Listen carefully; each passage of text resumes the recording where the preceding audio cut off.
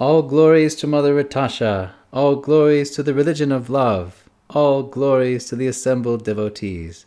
All glories to our Supreme Lord. O Lord God, please help us live out these teachings to be an example of love in the world. Jai. Okay, so we are starting from the top. We're going to cover again the first book of the Religion of Love, self-titled The Religion of Love, for a number of reasons. One, the technical capabilities of us were quite noob level when we first started doing this, so audio is not so great, video is not so great, there's glitches here and there. And also, I was very much a noob in giving these classes, and still am. I am forever a noob. But I thought it'd be a good idea to cover it again. And just as the mission, the final book of the Religion of Love, is somewhat of a summary of all the teachings, the Religion of Love book, this first book or chapter, is like an intro to all of the teachings, and it has a little bit of everything in it. So if one person only had time to read just one chapter, one book, this would be the one, because it covers so many topics and it's just very condensed. So we're going to break it down over the next several weekends. So I'm going to start off here. This is the PDF, and I got the print book behind me here. And the very first teaching is here. Religion. The word religion, as used in the teachings of Mother Ratasha, is to be understood in its original meaning. Re, again, ligio, to link. Religion, the process and practices by which one can come again to God. The religion of love. And it happened thus that in the year 2001 there gathered together a group who, seeking after knowledge, came asking that I might answer on the religion of love, the teachings of Mother Ratasha, the angel of Bengal. And I, Raja Khan, a disciple and a devotee of God, did meet with them. Speak to us, they said, of what she taught. And many their questions, for much would they know, and all did I answer with her words alone. But know that what is here written can be but incomplete. It is the fragrance, but not the flower.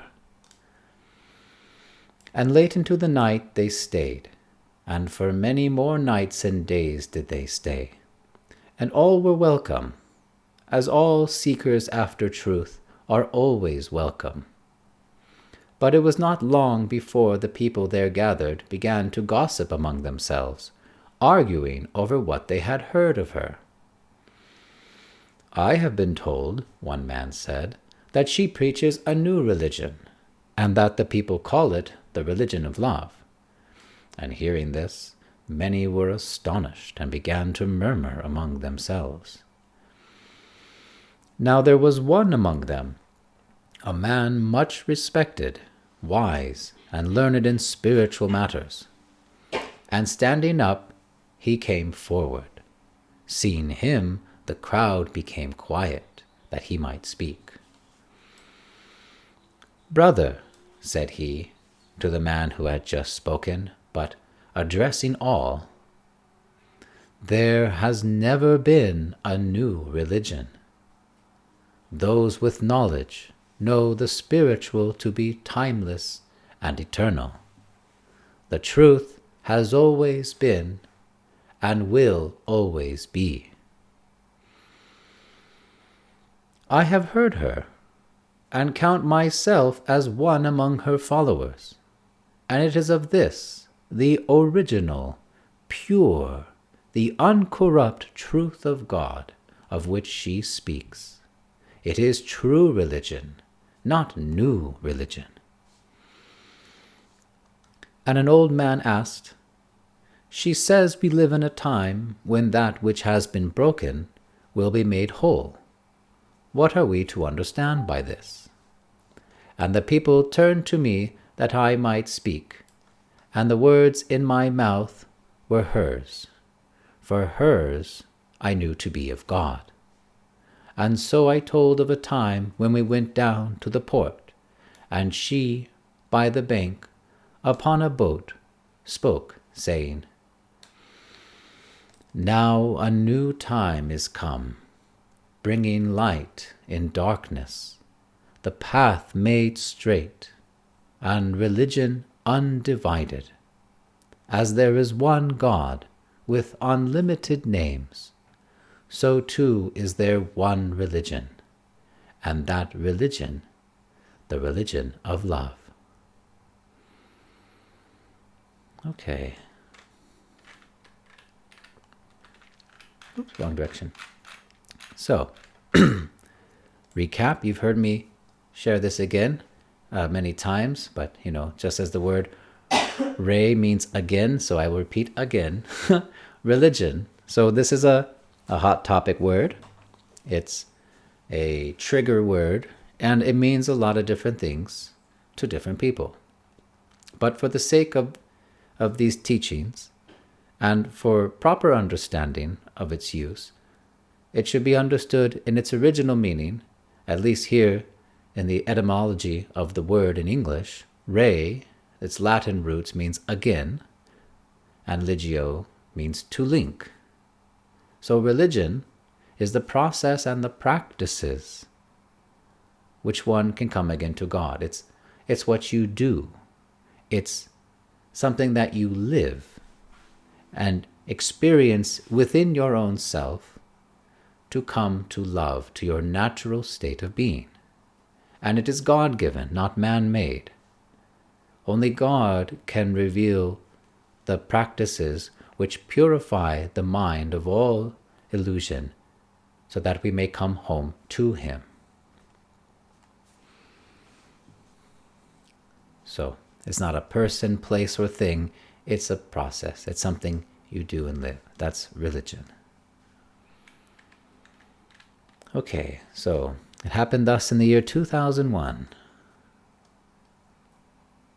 A big group came wanting to learn on the religion of love, the teachings of Mother Vitasha, the Angel of Bengal.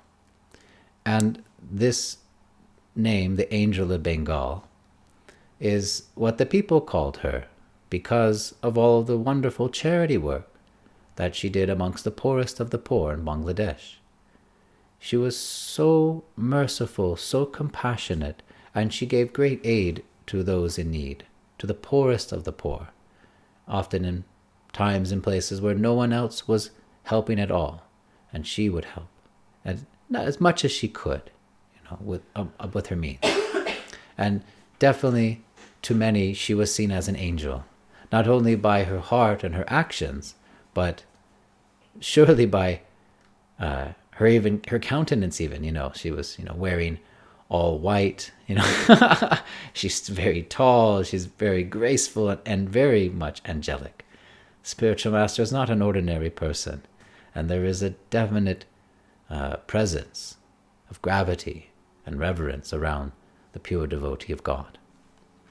She was definitely my angel.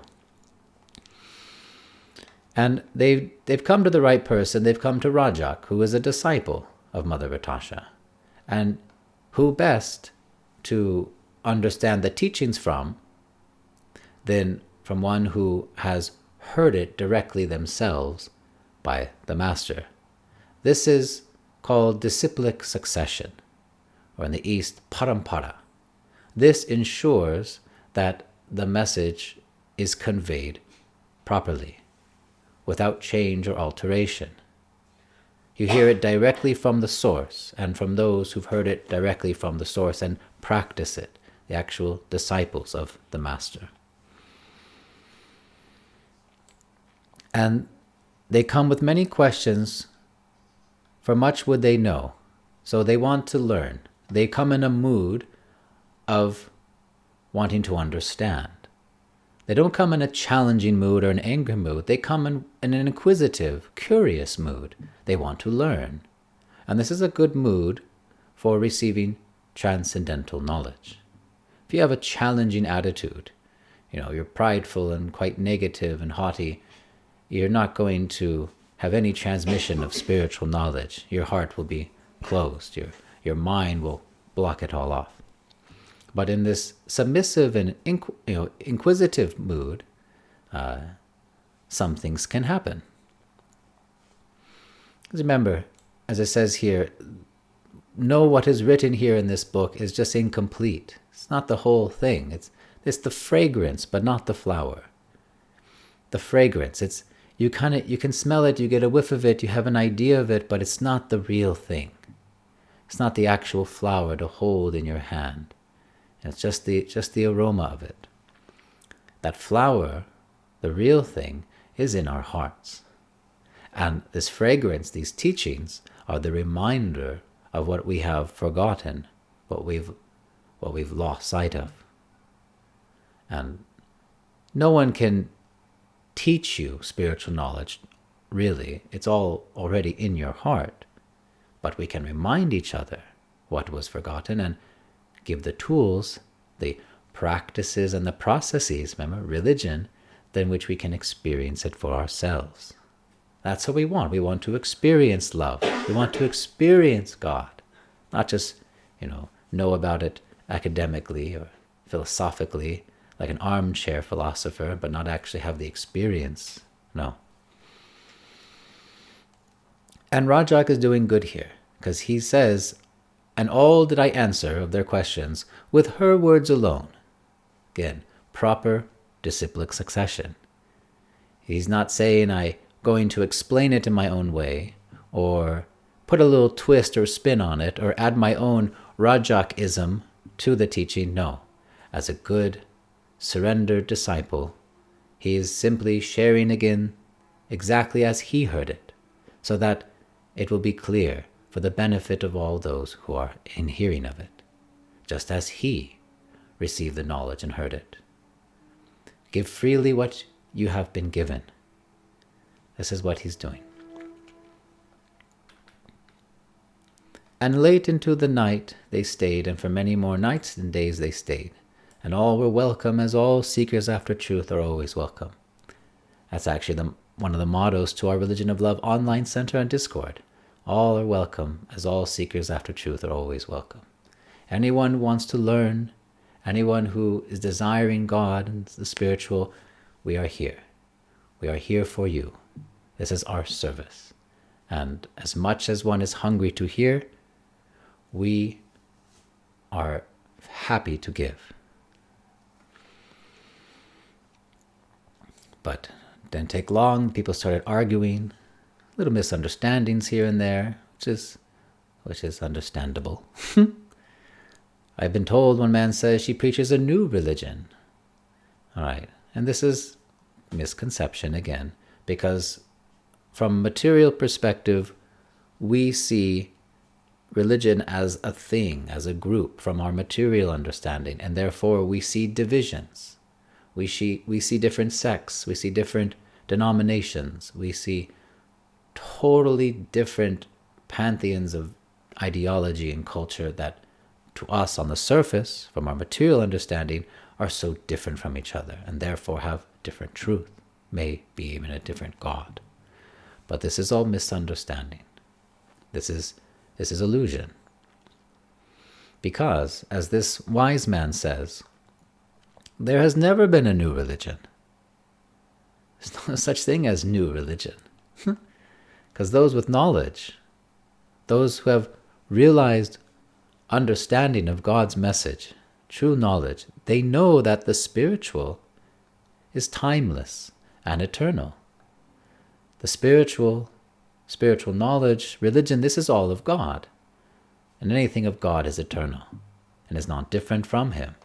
So this truth always has been and will always be.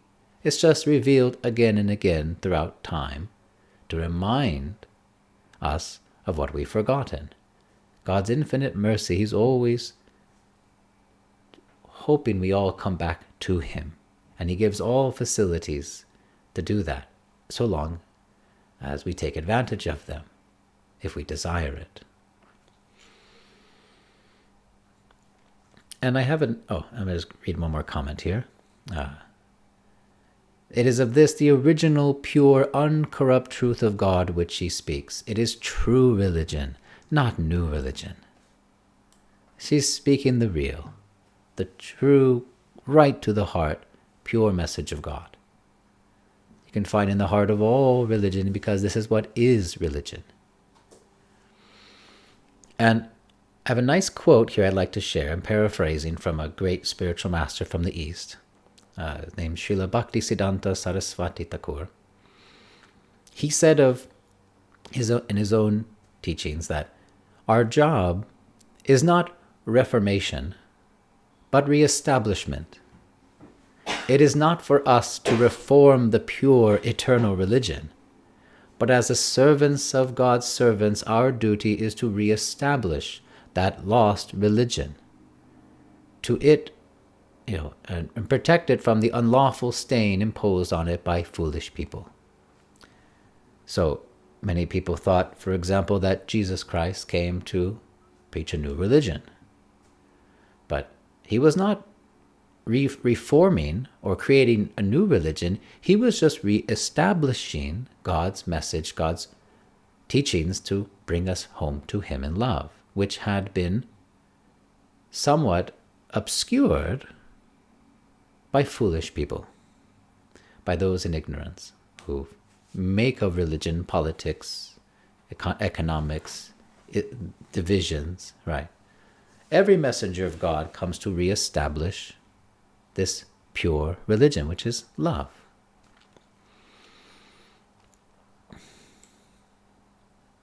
Oh, and another comment I'd like to say. So there's two qualifications, and here I'm reading from my notes from Mother Ritasha, from classes she gave. Two qualifications to give the message of God are to be a disciple and a devotee. When you give the message of God, it's not the words. Actually, God speaks through you and towards the heart of the people. Other philosophers, good speakers, who know a lot, it's all in their head and doesn't touch the people. The cleaner you are in your heart, the greater effect you have on others. This is that living the message, speaking not from theory, but from experience, speaking not from an academic point of view, but as an actual surrendered devotee of God, as a lover of God. So being a disciple, coming in disciplic succession, again ensuring that the message is kept pure, without change or alteration, and that you've actually heard those teachings from the lips of a pure devotee of God directly, one who has realized that truth. And you're a devotee. Your life is for the loving service of God. So a disciple and a devotee, these are two qualifications that you can share the message with others and have good effect to help others on their journey back home to God.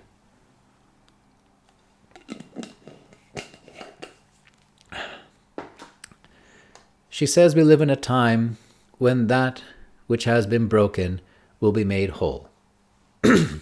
What are we to understand by this?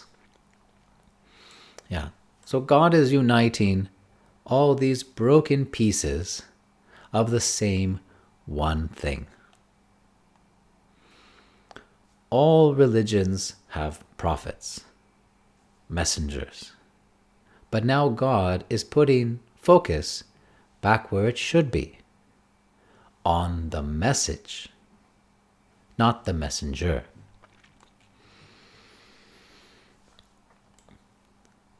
And the people turned to me that I might speak, and the words in my mouth were hers, for hers I knew to be of God. Yes, so the spiritual master, with all the proper qualifications, they come in disciplic succession, they trained by a master who was trained by a master all the way back when the message of God is received. They give only the message of God, again without change or alteration, and they live the message that they speak. Congruency completely with their words and actions. And they neither need nor want anything material from any follower. In fact, they neither need nor want material for anything, any other purpose, except for this loving service of God. But they'll never charge or expect anything or honor at all from anyone. They're completely dependent on the Lord for everything. These are qualifications of a real spiritual master, and a true master is self-effulgent. Self-effulgent. They are directly empowered by God, chosen by Him to be His representatives on earth, like an ambassador. It is the president of a country who chooses who his ambassador will be to represent him and his nation when going to foreign lands. So too does God choose His most confidential servants, one in whom He is most pleased with, to share His message and continue His mission on earth to bring all the fallen souls back home to Him in love. So the spiritual master's words, the disciple knows to be of God. And remember, the spiritual master doesn't speak any teachings that are not backed up by Scripture. Guru Saru Sastra. You can be on safe ground with any spiritual knowledge if you can back it up by three sources. Your threefold check system. The holy books, the Scriptures revealed by God, the spiritual masters, the Lord's representatives in disciplic succession, and the great saints, the sadhus, the revered holy ones. If all three sources agree on the same point, then you're on safe ground. And so everything Mother Atasha teaches, anything any great master or messenger of God teaches, is always from God's Scriptures. It may be explained, of course, to time and circumstance so that those can hear and understand the message, but the message is always the exact same. And now I'm going to read Mother Atasha's own commentary on this right here. And now a new time has come passage, which is repeated most often than any other teaching throughout the book. And there's a reason for that. So now a new time has come. Now, present tense. It says, is. The spiritual is met in the present. Past and future are illusion. They don't exist. Reality is only in the present. It's eternity. There is actually no time in the spiritual. It is transcendental to time. Now is the only reality. Bringing light and darkness. Light is known in Scripture as spiritual knowledge. Darkness is ignorance. The soul in the material world is in darkness. Spiritual knowledge is not about information, learning the words, or anything like that. Because there are many great scholars, or parrots, but this is about transformation. It is what goes on unspoken that changes and melts the heart. And this whole world is a place of ignorance. So many important questions are rarely asked or known in this so-called modern world. Where was I before birth? What's my destiny? And so with all these technologies and comforts, we suffer in darkness. The soul, in contact with material energy, forgets where he came from, who he is, forgets God, forgets all reality, and sinks into the darkness of illusion. He thinks he's the body and relates everything to the body. He thinks body relations to be family and seeks pleasure through the senses of the body. Now there will be light in this time, and light always overcomes darkness. Many hear from a devotee and reject it, but the seed is planted and works on the ignorance within. So don't worry if people first reject it. The truth will eventually overcome. And the path made straight. It is said there are many paths, and it's truth. The path made straight is the easiest, most doable path. Literally, a straight path to God. But deeper than that, we are made straight before God. And practice is the path, the hearing, chanting, remembering God. More important, in doing this, you become the path. Jesus said, I am the truth, I am the light, I am the way. And you too must become the truth, the light, the way. Preaching is not telling others what to do, though most do that. It is being it. The lamp doesn't need to give a lecture on light. It just shines. And a disciple's biggest problem is distraction. Let's go over here. Let's do a little of that. And religion undivided. God, by his mercy, has given a great help unto the world many, many times, and speaks to all of us, not one group. The message of God is meant for the whole world. But man, like a dog, is very territorial. He'll fight if another man comes in his territory. Becomes political. This is mine. You can't have it. So by man's nature, religions are divided, and so many sects are fighting each other. Though the heart of all religion is love, they are fighting.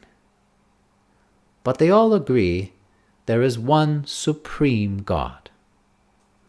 But they confuse it because God has unlimited names. As there is one God, yes, all say it, and there is only God, with unlimited names. And name refers to person, personality. God has person and impersonal aspects. Most books talk about the formless aspect of God. But God has no material form. People think form is only material, so it is misunderstood. God should not be thought of having form material like a human body. So we are made in God's image, but that's talking about the spiritual image of God, no material form. There is one religion. So too is there one religion. Whenever God sends his message, it's always for everyone. Always the message of the one God. Man made the divisions. Every religion is the religion of love. When it is real love, it cannot be divided up. And what else do we have to do with our lives that's more enjoyable, that's better? So don't adulterate or weaken spiritual life. And there is one religion, love. All of it is to become again, to return to our natural position. Our relationship to God and to each other is a spiritual state of love. We are the lights in the darkness. Now there is a great hunger in the world for the sacred. They want to see this lived out. Okay, I think I went over time. Let me pause there.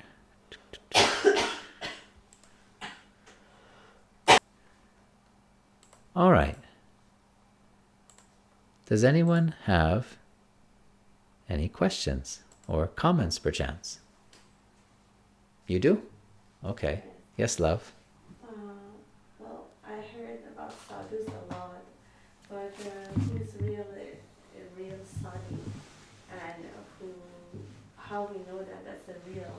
For example, we know who's the spiritual master, we know the chick system, but we know the qualification. But how about the sadhus? Because there's lots of people who call themselves sadhus, but how we know that they are real?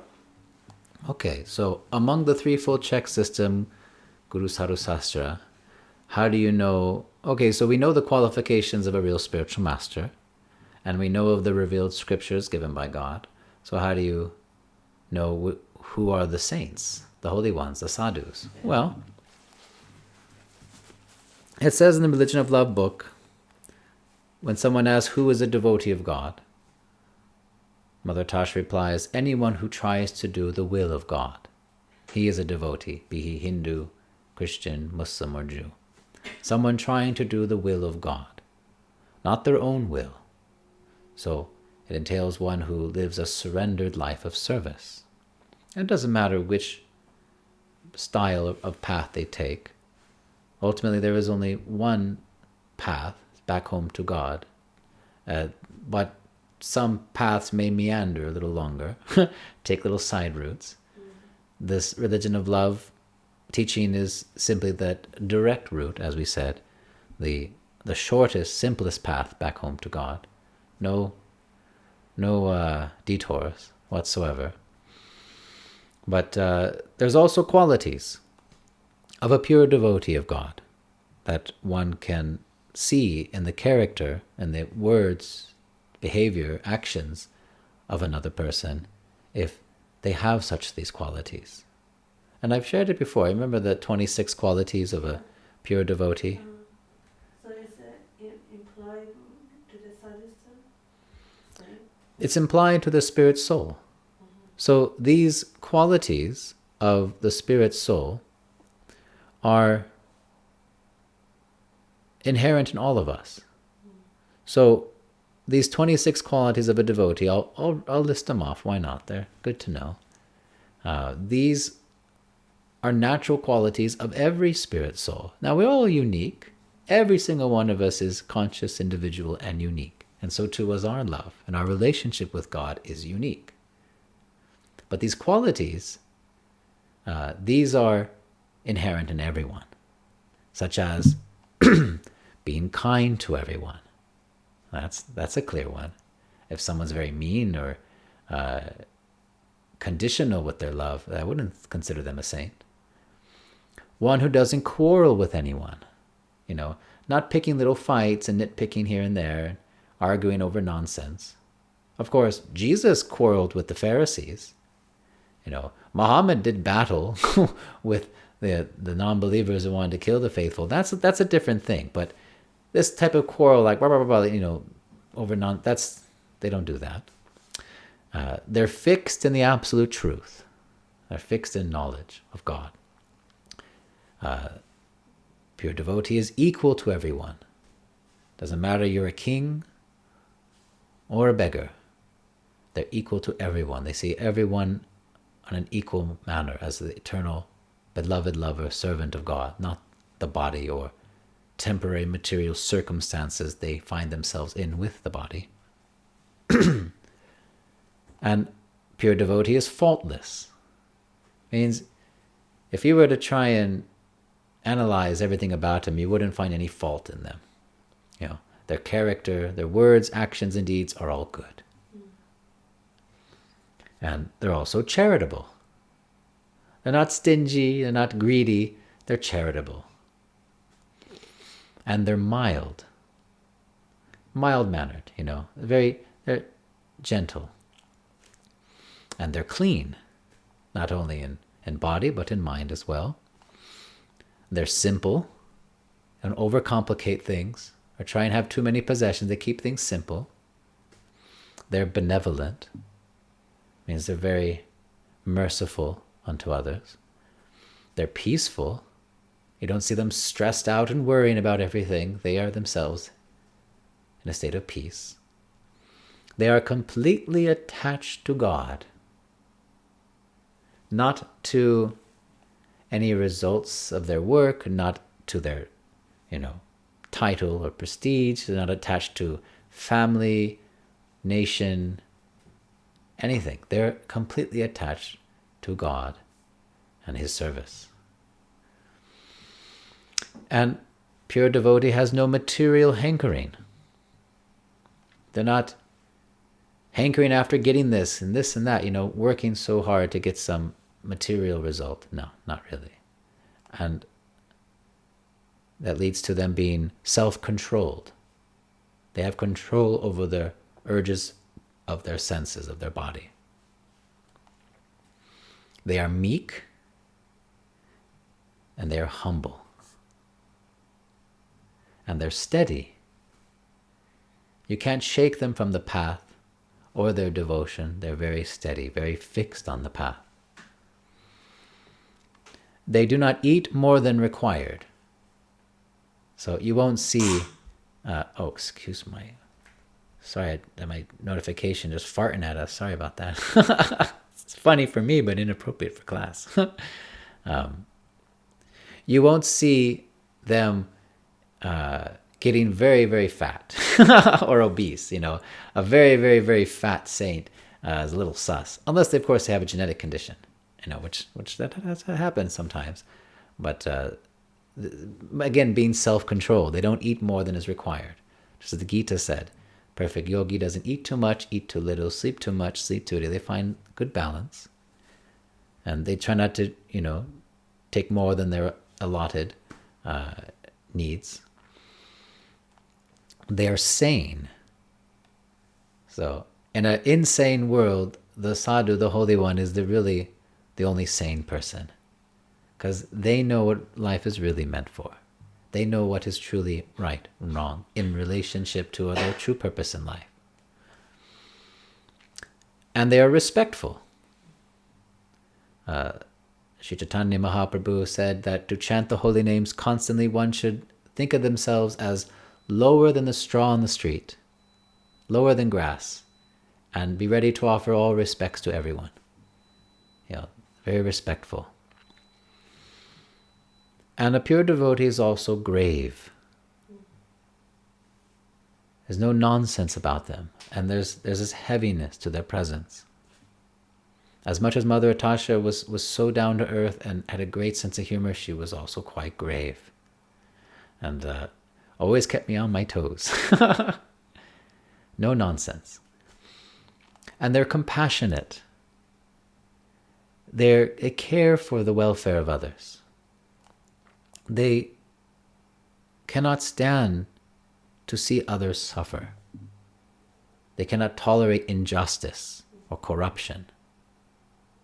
They won't sit idle while others around them suffer. They'll do something about it. And they're friendly. Again, seeing everyone equally, they're kind and friendly to everyone. And they're poetic.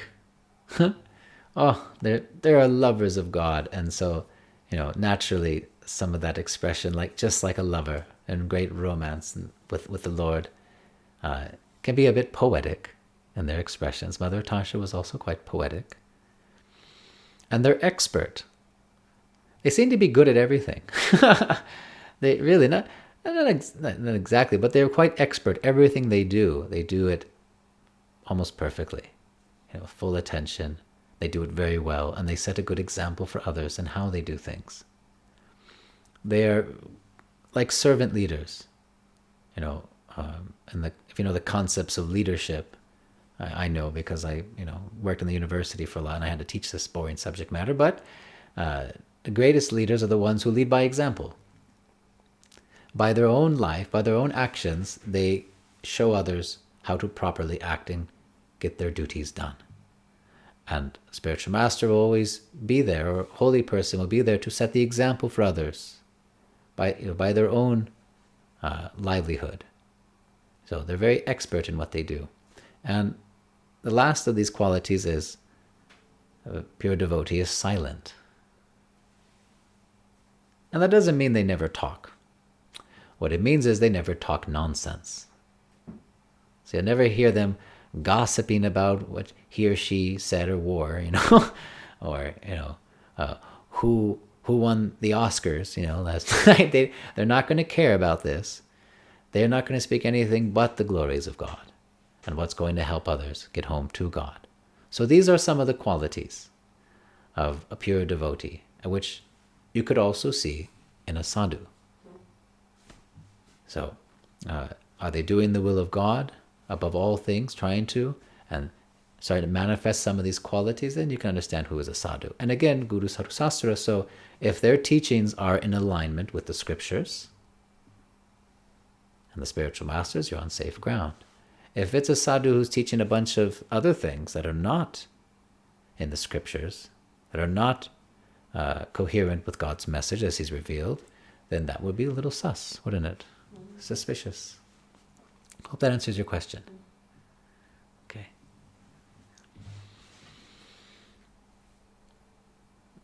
Anyone else have any questions, perchance, or comments?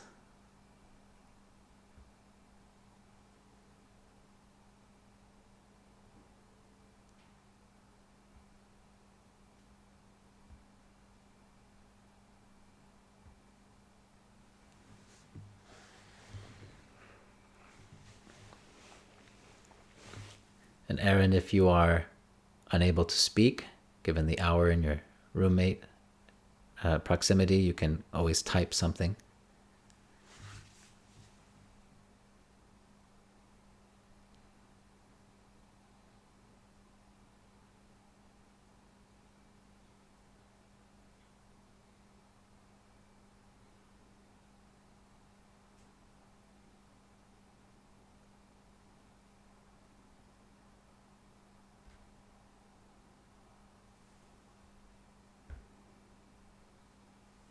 Nope, everybody good? You have any more questions left? No. Yeti, Aaron, you guys good? And Meat, you're good? Yeah, all fine. Yeah. Cool. All right then. Keep it short and sweet. So, all glories to Mother... Oh, what was that? I was going to say one question. Oh, you got a question? Stupid question. Fine. I thought I might as well ask because you asked, right?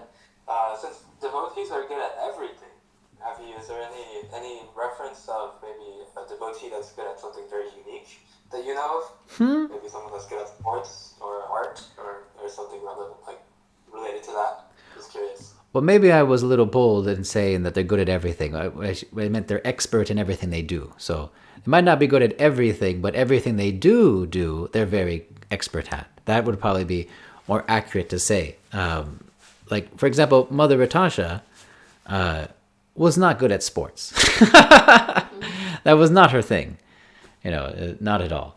And I don't think that Jesus himself, even though he went out amongst the fishermen, I don't think he was actually rigging the boat himself and doing all the sailing, So it doesn't mean they're good at everything. So I might take that back. But so forgive me. Thank you for clarifying that. Yes, but they're expert in what they do.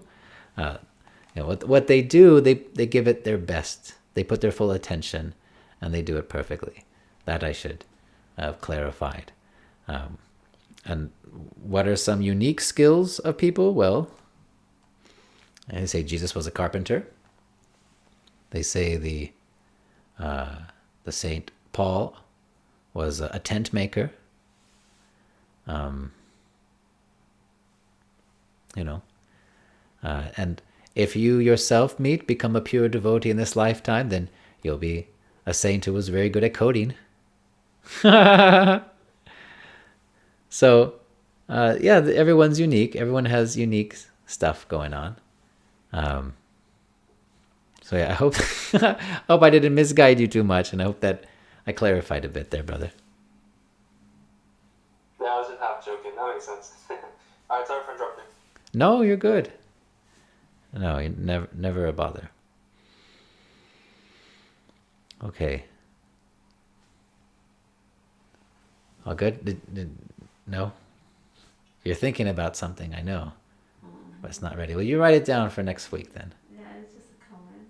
Comment? Okay. Yeah, Go. I can see you. I don't know what is this comment or what, but it's really bothering me these days more than before that, because of what's happening, for example, in some countries, like Iran, that is an Islamic country by the government, become an Islamic country, but they are not following what Quran said, and they are misleading people and showing that Islam is a really rough religion, and there is lots of killing must happen because whoever is not following the religion, they must be killed or Yeah, lots of nonsense. And they are saying that, and nowadays it's bothering me, people who believe in religion, they turn from religion,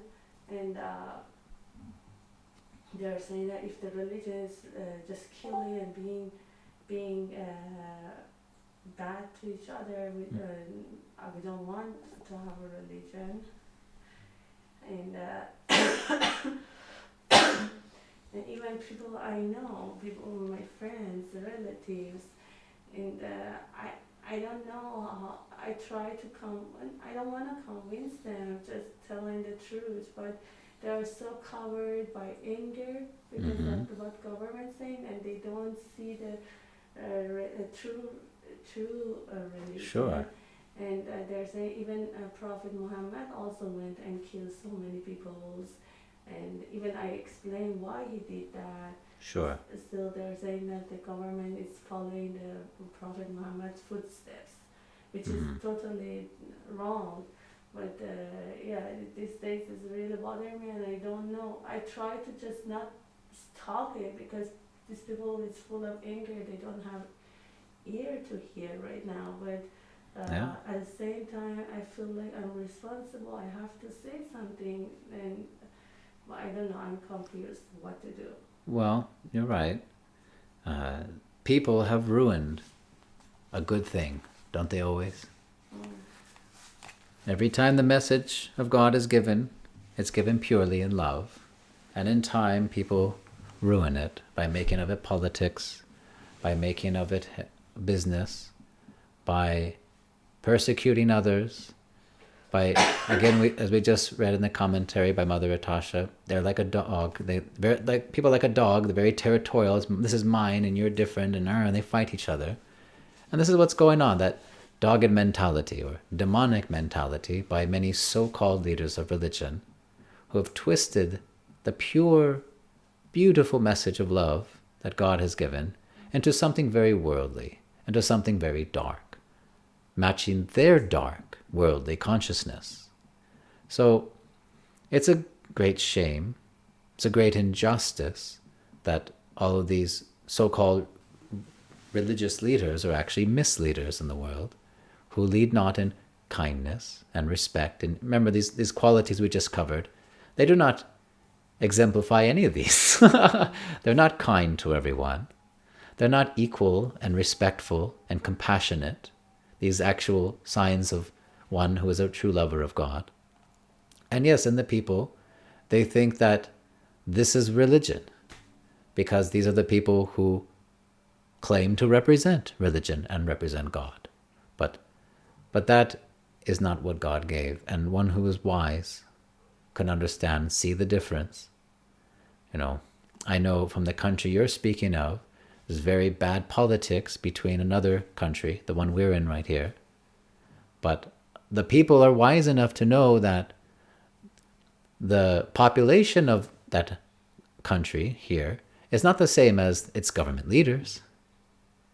They know the difference between, for example, the American people and American politicians and policy and mindset. Well, some are just like the politicians, but you know what I mean.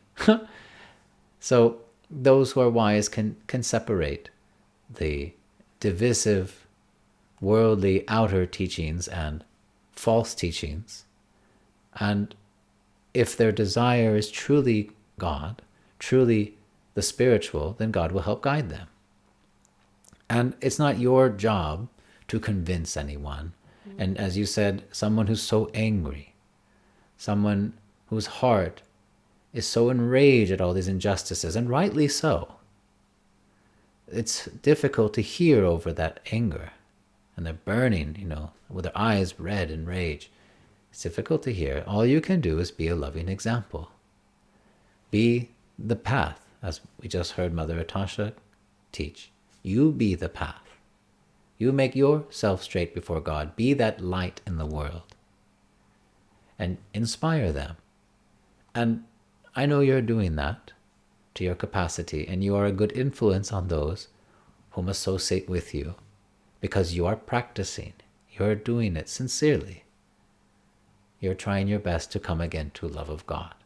And because you are practicing it, what little you can say and get across will have the effect of planting that seed, as it says in the comments we just read. Even if they can't hear due to their ignorance, still, like a seed planted in the heart, it will affect, and it will work on that ignorance from within.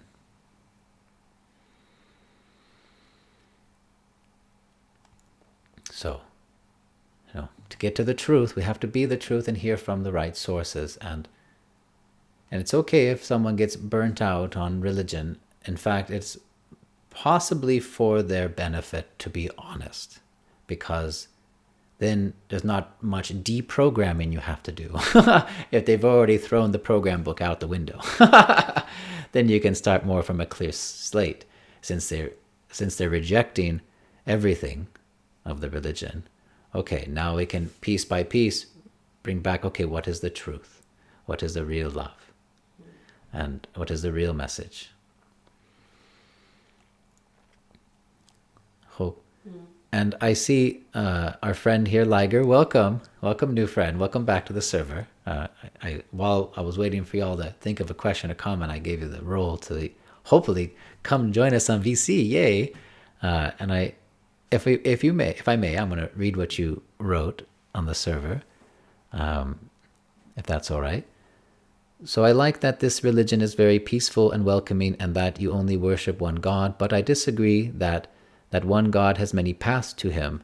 That's what I understood. Well, it's funny, we just covered that, actually. If only you joined us maybe 20 minutes ago. That there are many paths, but the process is one, and ultimately there is one path. In fact, in the Vedic scriptures, it says that there is a ladder that goes all the way down to the bottom of this universe, all the way up, cracking the ceiling of this universe to the spiritual world. And this ladder they call yoga. Now, remember we said the word religion, re means again, and ligio means to link. Well, yoga means to yoke, like yoking a cart onto a bull to pull it, or a plow. So to yoke, to link ourselves with God. This is what religion is. This is what yoga is. So it says the name of this ladder is yoga, and depending on what rung of that ladder, you call it by different names. But as long as you are trying to understand the absolute truth, you're trying to live for the spiritual, whatever consciousness you're at, you may call religion or yoga by many different names, but ultimately, every one of those different styles or paths can only take you so far till you get onto the path of pure devotional service. That is the only way to get to the top of that ladder. The top of, or the direct path, which is loving service unto the Lord. And we do that through hearing the holy message and living them out from his scriptures by chanting the holy names and remembering God. Hearing, chanting, remembering. Shravanam Kirtanam. This is the path of love. Love of God. See, if your practice, your path doesn't bring you to love of God, then abandon that path. Because love is not only the goal, but it is the means, it is the way, it is the beginning, middle, and end is love. Everything God has given is of love, is ultimately good for all of us. But man has surely spoiled it, and oh boy, goodness has man shat on everything, sorry to say. Has done every horror known to man in God's name.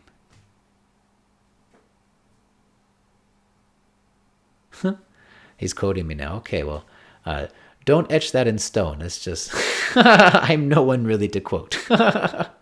So, and Aaron's saying something. Aaron, I will be your voice here. There are many paths to reach the state, love of God.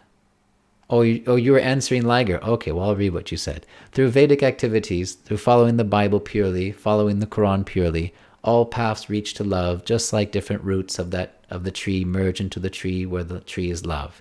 However, the religion of love is the straightest and most simplest path given to us by Mother Atasha. Well, to clarify, she shared it, but it's not coming from her. As we said, religion is not new. There's no such thing as new religion.